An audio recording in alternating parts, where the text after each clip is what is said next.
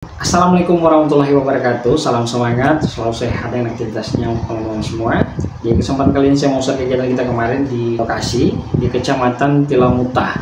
Kita dalam kegiatan pengubinan tanaman padi. Tapi padi ladang teman-teman, bukan padi sawah. Karena memang yang biasa kita dengar itu hanya padi sawah. Mungkin ada teman-teman yang belum pernah mendengar apa itu padi ladang, dan juga ada yang sudah tahu, sudah paham apa itu padi ladang, bahkan untuk cara budidayanya.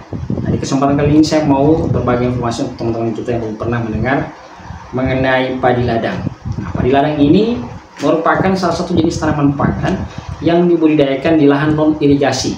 Jadi yang non irigasi teman-teman, dia tidak membutuhkan pengairan yang lebih, jadi hanya bisa mengandalkan curah hujan saja teman-teman. Kemudian untuk cara penanamannya, sama halnya dengan kita menanam jagung, kita tanam benih.